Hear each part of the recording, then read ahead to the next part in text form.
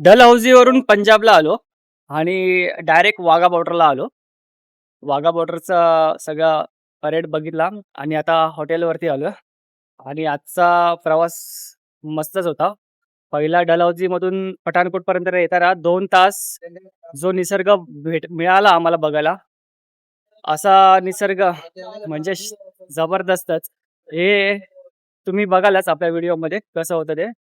पण खूप आणि हे तर डलहौसीचं झालं आणि पंजाबमध्ये जर आलो, आता हॉटेलच्या बाहेर आहे.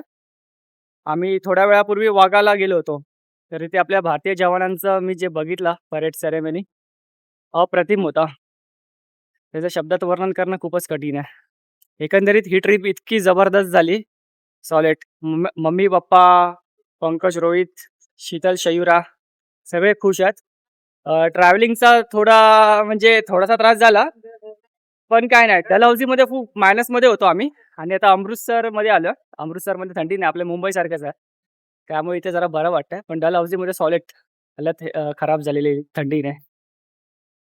तर मग चला आता जेवतो आणि उद्या आपण जेव्हा भेटू, तेव्हा एका चांगल्या ऐतिहासिक ठिकाणी जाणार आहोत आपण. मग त्या ठिकाणी गेल्यावरच तुम्हाला तेथील माहिती देतो. तोपर्यंत गुड नाईट.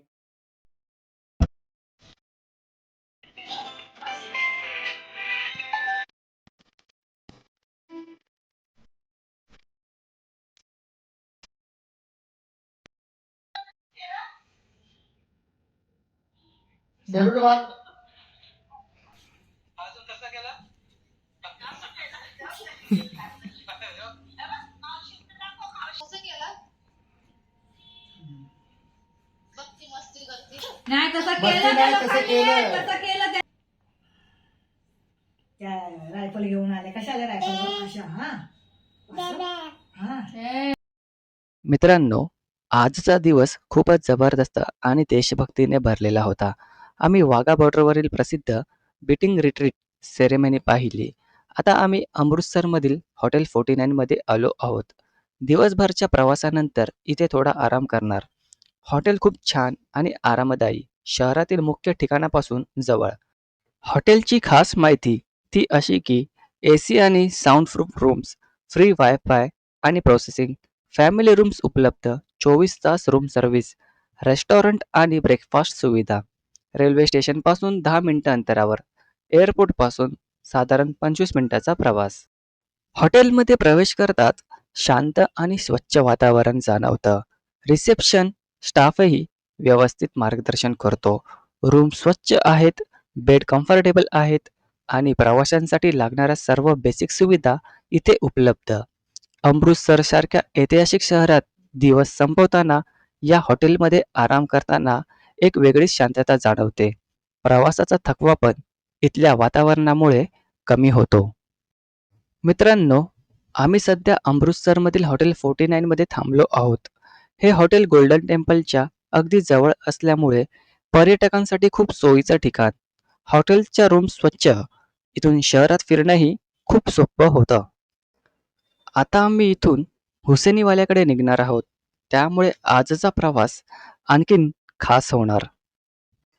मित्रांनो, आज आपण निघालो आहोत अमृतसरहून त्या पवित्र भूमीकडे जिथे भारत मातेचे शूरवीर भगतसिंग, शिवराम राजगुरू आणि सुखदेव थापर यांचे अंतिम संस्कार झाले होते. देशभक्तीने भरलेलं आणि प्रत्येक भारतीयांसाठी अभिमानाचं ठिकाण. आजच्या या प्रवासात आपण पाहणार आहोत समाधीस्थळ, भारत पाक सीमा आणि त्या शूरवीरांच्या बलिदानाची कहाणी. आजचा प्रवास फक्त एका ठिकाणाचा नाही, तर भारताच्या इतिहासाशी जोडणारा.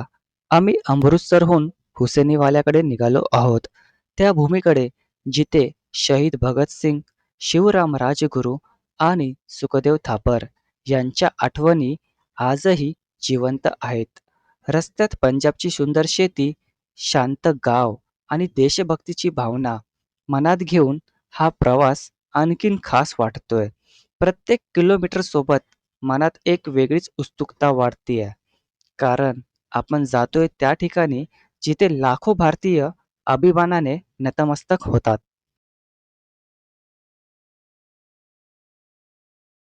आता आम्ही हुसेनीवाला येथे पोहोचलो आहोत आणि समाधी स्थळाच्या आजूबाजूचं वातावरण खरंच खूप खास वाटतं.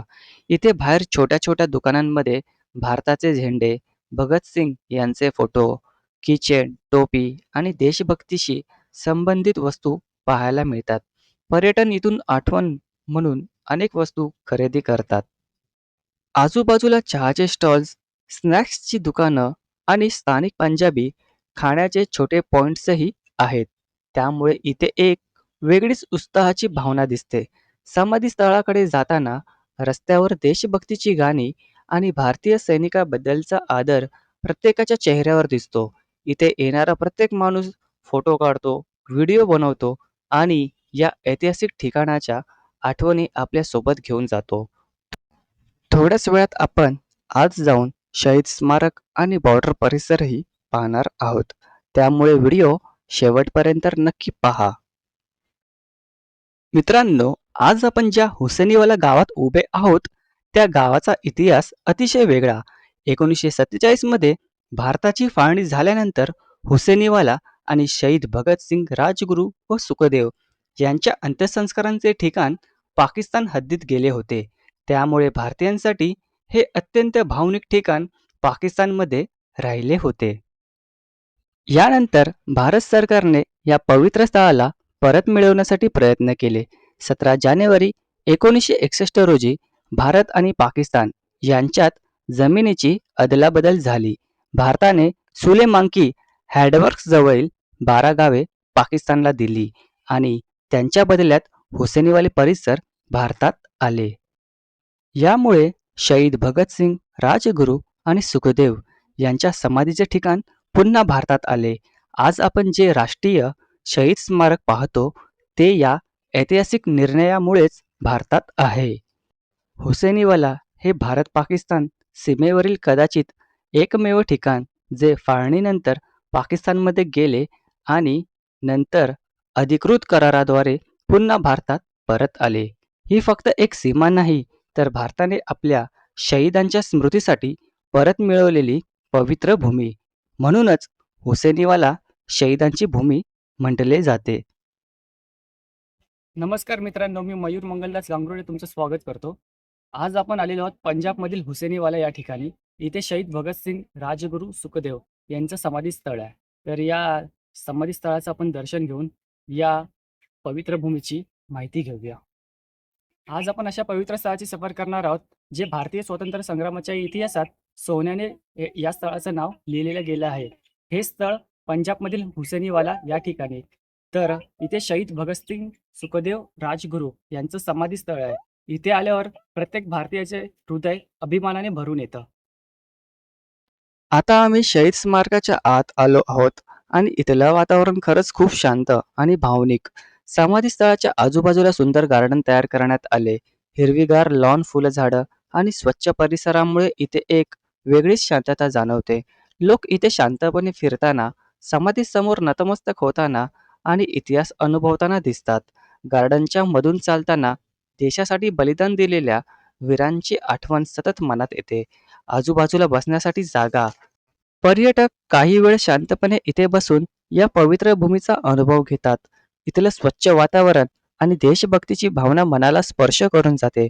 प्रत्येक कोपऱ्यात भारताच्या शूरवीरांचा अभिमान जाणवतो. या परिसरात जे छोटंसं रेल्वे स्टेशन दाखवलंय ते हुसेनीवाला रेल्वे स्टेशनच्या इतिहासाची आठवण म्हणून जतन करण्यात आलं. ब्रिटिश काळात हे स्टेशन खूप महत्त्वाचं होतं. इथून भारतातून थेट लाहोरकडे रेल्वे जात होती. त्या काळी पंजाब मेल सारख्या मोठ्या गाड्याही या मार्गावरून धावत असत. स्टेशनवर सतत प्रवाशांची गर्दी, मालवाहतूक आणि सैनिकांची हालचाल सुरू असायची. 1947 मध्ये भारत पाकिस्तान फाळणी झाली आणि सीमा तयार झाली. त्यानंतर हा रेल्वे मार्ग बंद करण्यात आला. हळूहळू स्टेशन ओसाड झालं. नंतर 1971च्या युद्धात रेल्वे पूलही उद्ध्वस्त झाला. आज समाधी स्थळात ठेवलेला स्टेशनचा भाग, रेल्वे डब्बा आणि रूळ हे त्या जुन्या काळाच्या आठवणी जपण्यासाठी ठेवले आहेत. इथे आल्यावर लोकांना जाणवतं की एकेकाळी जिथे गाड्यांचा आवाज घुमायचा तिथे आज इतिहासाची शांतता. मित्रांनो, हे आहे हुसेनीवाला ऐतिहासिक रेल्वे स्टेशन. एकेकाळी इथून ट्रेन थेट लाहोरपर्यंत जायची. हजारो लोक स्टेशनवरून प्रवास करत होते. पण फाळणीनंतर हे स्टेशन कायमचं शांत झालं. आज इथे उरले आहेत फक्त रूळ, जुना डब्बा आणि भारताच्या इतिहासाच्या आठवणी. समोर दिसणारा केसर ए हिंद पूल, आता तुम्हाला समोर दिसत असलेला हा तुटलेला पूल म्हणजे ऐतिहासिक केसर ए हिंद रेल्वे आणि रोड ब्रिज. हा पूल ब्रिटिश काळात 1887 साली बांधण्यात आला होता आणि तो फिरोजपूरला लाहोरशी जोडत होता. फाळणीपूर्वी याच मार्गाने रेल्वे आणि लोकांची ये जा होत होती. भारत पाकिस्तान फाळणीनंतरही काही काळ हा मार्ग वापरला गेला. मात्र 1971च्या भारत पाकिस्तान युद्धादरम्यान शत्रूंच्या सैन्यांची प्रगती रोखण्यासाठी हा पूल उडवून देण्यात आला. त्यानंतर हा पूल पुन्हा कधीच पूर्णपणे बांधला गेला नाही. आज त्याचे अवशेष भारत पाकिस्तान विभाजनाची आणि युद्धाची साक्ष देत उभे आहेत. 1971 साली जे भारत पाकिस्तान युद्ध झालं होतं, त्या युद्धाच्या वेळेस जो गोळीबार झाला होता, त्या गोळ्यांचे निशाण आपल्याला आज या भिंतीवरती पाहायला मिळतात. आता आपण पवित्र समाधी स्थळाचं दर्शन घेणार आहोत. शहीद भगतसिंग हे नाव जरी घेतलं तरी प्रत्येक भारतीयांच्या मनात अभिमानाची भावना निर्माण होते. 23 मार्च 1931 या दिवशी पाकिस्तानच्या लाहोरच्या तुरुंगात शहीद भगतसिंग, राजगुरू आणि सुखदेव यांना फाशी देण्यात आली. फाशी दिल्यानंतर त्यांचे मृतदेह त्यांच्या कुटुंबाला न देता परस्पर ब्रिटिश सरकारने लाहोरवरून इथे आणले. त्यानंतर ब्रिटिश सरकारने त्यांना इथे अग्नी दिली लपून छपून, आणि ही घटना येथील स्थानिक लोकांना कळले आणि त्यांनी त्यांच्या इथे भगतसिंग, राजगुरू आणि सुखदेव यांच्या राखेतून आणि अस्थितून इथे या स्मृती जतन केल्या आहेत. आता आपण पोहोचलो आहोत भारताच्या सर्वात भावनिक आणि अभिमानास्पद ठिकाणांपैकी एक असलेलं पवित्र समाधी स्थळ. याच ठिकाणी भगतसिंग, शिवराम राजगुरू आणि सुखदेव थापर या महान क्रांतिकारांवर अंत्यसंस्कार करण्यात आले होते. 23 मार्च 1931 रोजी इंग्रजांनी त्यांना फाशी दिली आणि रात्री गुपचूप त्यांच्या पार्थिवांना येथे आणून जाळण्याचा प्रयत्न केला. पण गावकऱ्यांना हे समजताच त्यांनी इथे येऊन त्या वीरांना सन्मानाने श्रद्धांजली दिली. आज हे ठिकाण प्रत्येक भारतीयांसाठी प्रेरणा, देशभक्तीचं प्रतीक बनलं. इथे येताच वातावरणात एक वेगळीच भावना जाणवते. शांतता, अभिमान आणि त्या बलिदानांची आठवण. माझ्या मागे तुम्हाला दिसत आहेत ते समाधी स्थळ, जिथे लाखो लोक दरवर्षी श्रद्धांजली वाहण्यासाठी येतात. विशेषतः 23 मार्चला येथे मोठा शहीद मेळा भरतो. संपूर्ण परिसर देशभक्तीच्या घोषणांनी दुमदुमून जातो. चला मित्रांनो, आता आपण या पवित्र भूमीचं दर्शन घेऊया आणि त्या वीरांना मनापासून सलाम करूया. मित्रांनो, आजचा दिवस आमच्यासाठी खूप भावनिक आणि अभिमानाचा होता. हुसेनीवाला स्मारकात जाऊन देशासाठी बलिदान देणाऱ्या वीरांना श्रद्धांजली वाहिली. इथलं वातावरण, शहीदांची समाधी आणि देशभक्तीची भावना मनाला स्पर्श करून गेली. भगतसिंग, राजगुरू आणि सुखदेव यांच्या समाधीच्या जवळच बी.के. दत्त यांचे स्मारक. बटुकेश्वर दत्त हे भगतसिंग यांचे जवळचे सहकारी होते. 8 एप्रिल 1929 रोजी दिल्लीतील सेंट्रल असेंब्लीमध्ये भगतसिंग सोबत त्यांनी बॉम्ब फेकला होता. हा बॉम्ब कोणाला मारण्यासाठी नव्हता, तर ब्रिटिश सरकारविरोधात आवाज उठवण्यासाठी होता. बॉम्ब फेकल्यानंतर दोघांनीही पळून न जाता स्वतः अटक दिली. बी.के. दत्त यांना काळ्या पाण्याची शिक्षा झाली आणि अनेक वर्ष तुरुंगवास भोगला. स्वातंत्र्यानंतर त्यांचे आयुष्य साधेपणात गेले, पण देशासाठी दिलेले योगदान खूप मोठे मानले जाते. 1965 मध्ये त्यांचे निधन झाले. त्यांच्या इच्छेनुसार त्यांचे अंतिम संस्कार हुसेनीवाला येथे त्यांच्या क्रांतिकारी सहकाऱ्यांच्या जवळ करण्यात आले. मित्रांनो, इथे क्रांतिकारी भगतसिंग बरोबर त्यांच्या खांद्याला खांदा लावून लढणारे क्रांतिकारक बटुकेश्वर दत्त यांची ही समाधी आहे.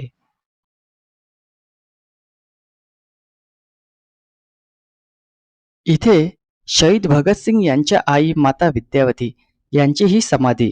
आपल्या मुलाच्या बलिदानाचा अभिमान बाळगणाऱ्या माता विद्यावती यांना लोक प्रेमाने पंजाब माता म्हणत. त्यांच्या शेवटच्या इच्छेनुसार त्यांचे अंत्यसंस्कार याच पवित्र भूमीवर करण्यात आले, जिथे भगतसिंग, राजगुरू आणि सुखदेव यांचे अंत्यसंस्कार झाले होते. त्यामुळे हे ठिकाण देशभक्ती आणि मातृत्वाच्या त्यागाचे प्रतीक मानले जाते. मित्रांनो, माझ्यासमोर दिसत आहे माता विद्यावती यांची समाधी, ज्या आईने देशासाठी आपला मुलगा हसत हसत बलिदानासाठी पाठवला. त्या महान आईला इथे श्रद्धांजली वाहण्यात आली. हे ठिकाण प्रत्येक भारतीयांसाठी प्रेरणास्थान आहे.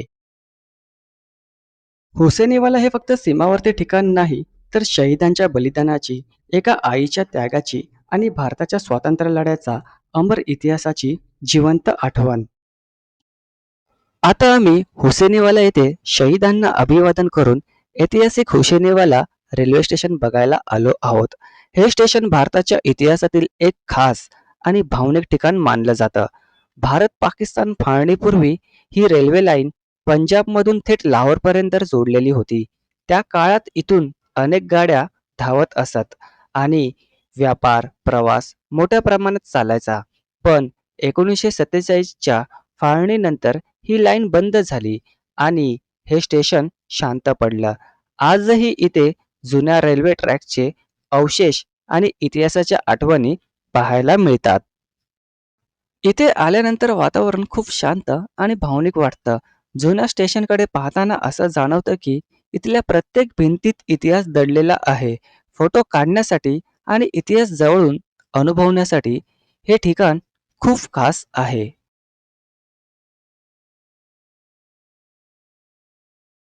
शहीद भगतसिंग सुखदेव राजगुरू यांच्या समाधीस्थळाचं दर्शन घेऊन झालं की रस्त्याला जेव्हा तुम्ही परतीच्या मार्गाने घरी जाल तेव्हा रस्त्यावरच हे हुसेनीवाला स्टेशन आहे. तर या स्टेशनला नक्की भेट द्या, कारण की हे भारताचं शेवटचं स्टेशन आहे. ह्याच्या पुढे पाकिस्तान आहे, थोडासा लांब आहे, काही किलोमीटर अंतरावरती. पण येताना या स्टेशनला नक्कीच भेट द्या. आपण आलेलो आहोत भारताच्या शेवटच्या स्टेशनवर. हे हुसेनीवाले आहे माझ्या पाठी. ही लाईन जी होती ती पाकिस्तानपर्यंत जायची. भारताचं शेवटचं स्टेशन आहे. 1947च्या अगोदर ही ट्रेन सेवा चालू होती, त्यानंतर ही सेवा बंद करण्यात आली. माझ्या पाठी तुम्ही एंड ऑफ द रेल्वे बघत असाल, तो जो फलक दिसतोय तिथपर्यंत ही आपली रेल्वे जायची. त्यानंतर फाळणीनंतर या लाईन, ही जी लाईन होती ती बंद करण्यात आली. या स्टेशनचं नाव आहे हुसेनीवाला. मित्रांनो, आम्ही सध्या उभे आहोत भारताच्या इतिहासातील एका शांत पण खूप काही सांगणाऱ्या ठिकाणी. हुसेनीवाल्याच्या या जुन्या रेल्वे ट्रॅकवरून आज इथे रेल्वे धावत नाही, पण या ट्रॅकने भारताची फाळणी, लोकांचे विभक्त झालेले संसार आणि अनेक आठवणी जवळून पाहिल्या आहेत. या रुळावरून कधी काळी भारतातून लाहोरकडे जाणाऱ्या गाड्या धावत होत्या. लोक आनंदाने प्रवास करत होते. पण 1947 नंतर सगळं बदललं. सीमा तयार झाली आणि हे ट्रॅक इतिहासात हरवले. आज या रुळावरून चालताना एक वेगळीच भावना येते. शांतता इतकी आहे की जणू इतिहास स्वतः आपल्याशी बोलतोय. इथे येऊन कळतं की काही ठिकाण फक्त पर्यटनासाठी नसतात, तर देशाच्या आठवणी जपण्यासाठी असतात. हे ट्रॅक आता बंद आहेत, पण इतिहास अजूनही इथे धावताना जाणवतो. काळ बदलला, सीमा बदलल्या, पण या रुळावरील आठवणी अजूनही ताज्याच आहेत. इथली शांतता देखील भारताचा इतिहास सांगतो. हुसेनीवाला फक्त एक ठिकाण नाही, तर भारताच्या इतिहासाचा जिवंत पुरावा आहे.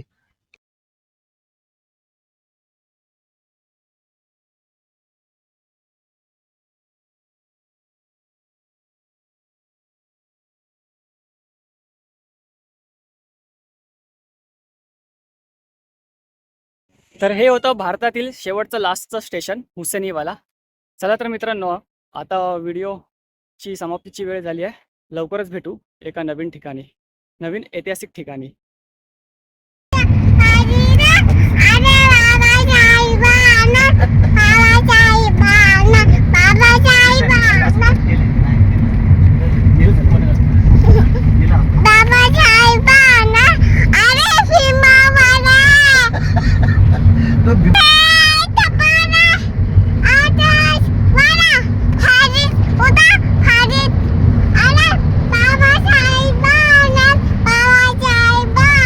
ABCD बोल आता.